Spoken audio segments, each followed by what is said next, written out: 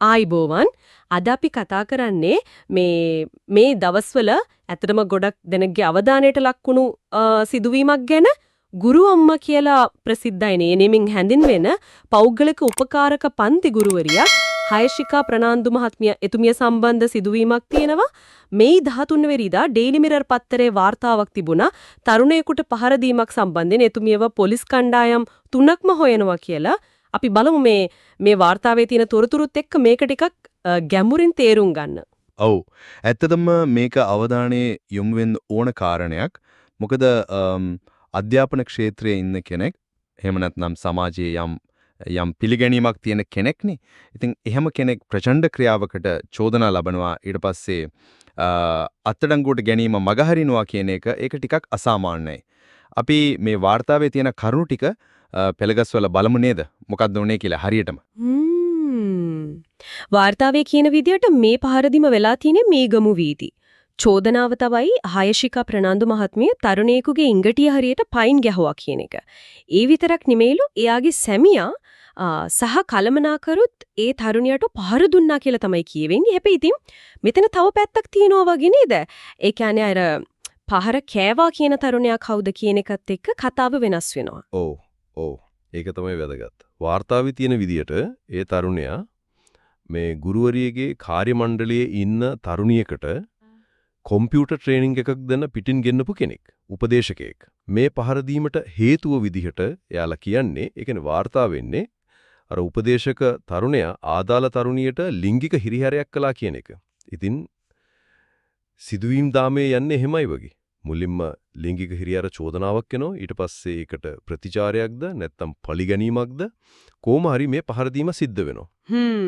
ඒ කියන්නේ එකකට එකක් සම්බන්ධයි බරපතල චෝදනා දෙකක් එතකොට. හරියටම. ඉතින් දැන් කොහොමද තත්ත්වය? අර අනිත් දෙන්නට මොකද වුනේ? හිතවරිය කියන හයශිකා ප්‍රනාන්දු මහත්මිය එයා ගෙදරින් ගිහින් හැංගිලා ඉන්නවා කියලා තමයි කියන්නේ ෆෝන් එක පවා ඔෆ් කරලා තියෙනවලු. අම්මෝ. ඒ වගේම තමයි පොලිස් කණ්ඩායම් 3ක්ම හොයනවා කියන එක. ඒකෙල්ම පේනවා මේක පොලිසිය කොච්චර සීරියස් අරන්ද කියලා. පොලිස් කණ්ඩායම් 3ක්ම. අනේ ඒක ඇත්තටම විශේෂ දෙයක් නේ. මේ ගුරු අම්මා කියන ප්‍රතිරූපය තියෙද්දි මේ වගේ චෝදනාවක් ඊට පස්සේ මේ වගේ හැංගින එක පොඩ්ඩක්වත් ගැලපෙන්නේ නෑ වගේ නේද? ඒ පරස්පරය තමයි ගොඩක් අය කතා වෙන්නේ. නේ ඒ වගේ දේවල්නේ.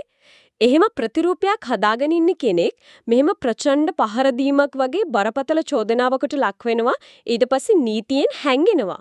මේ දෙක අතර ලොකු පරස්පරයක් තියෙනවා. ඒක තමයි මේක මෙච්චර කතා බහට ලක් වෙන්න හේතුව. හැබැයි ඉතින් අපි මතක තියාගන්න ඕනේ මේවා තම චෝදනා විතරයි. ඔව් ඒක ඇත්ත. ඉතින් මේ ඔක්කොම තොරතුරු ටික එකතු කළාම අපිට පේන්නේ අර ලිංගික හිරිහැර චෝදනාව මුල් කරගෙන වෙච්ච පහරදීමක් සම්බන්ධයෙන් ගුරුවරියක් පොලිසියෙන් හැංගිලා ඉන්න තත්වයක්. ඒත් සම්පූර්ණ කතාව තාම අපි දන්නේ නෑ වගේ නේද? ඒක තමයි වැදගත්ම දේ. මේ ඩේලි මිරර් වාර්තාවෙන් අපිට කියවෙන්නේ සිදුවීම් මාලාවේ එක පැත්තක් විතරයි. කියන්නේ චෝදනා ටිකයි පොලිස් පරීක්ෂණ ගැනයි. නමුත් මේ පහර දීමට ඇත්තටම හේතු වුණේ මොකද්ද? අර ලිංගික හිරිහැර චෝදනාවේ ඇත්ත නැත්ත මොකද්ද? ඒ වගේම අතුරුදන් වෙලා ඉන්න ගුරුවරියගේ පැත්තෙන් කියන්න තියෙන කතාව මොකද්ද? මේ දේවල් අපි තාම දන්නේ නැහැ. ඒ හිඩැසෙ පිරෙන්න නම් එක්කෝ ඉදිරි විමර්ශන වලින් තොරතුරු වෙන්න ඕන. නැත්නම් එතුමියම ඉදිරිපත් වෙන්න ඕන. එතකොට මේ සිදුවීමෙන් පොදුවේ අපිට හිතන දෙයක් ඉතුරු වෙනවද? ඔව්. ඇත්තටම කිහිපයක්ම තියෙනවා.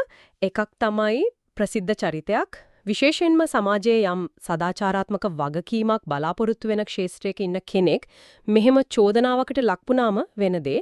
ඒ වගේම අනික් පැත්තෙන් කෙනෙක් නීතිය අතට අරන් ක්‍රියා කරන්න පෙළඹෙනෝ නම් ඒ කියන්නේ එහෙම චෝදනාවක් ආවම Tamanම දඬුවම් දෙන්න යනවනම් ඒකට හේතුව මොනතරම් බරපතල වුණත් ඒකේ ප්‍රතිවිපාක මොනවද කියන එක ගැන අපි හිතන්න ඕන. අවසාන වශයෙන් කෙනෙකුගේ ප්‍රසිද්ධ ප්‍රතිරූපයයි එයාලගේ පෞද්ගලික ජීවිතේ වෙන දේවලුයි අතරේ සමහර වෙලාවට ලොකු වෙනස්කම් තියෙන පුරුවන් කියන එක ඒක සමාජයේ දකින්න විදිහ ගැනත් හිතන්න මේක ඉඩක් දෙනවා. ඒක ඇත්ත. ඉතින් ඉදිරි විමර්ශන ගැන අවධානයෙන් ඉන්න එක තමයි දැනට ගන්න තියෙන්නේ. හරියටම බලමු ඉදිරියට මොකද වෙන්නේ.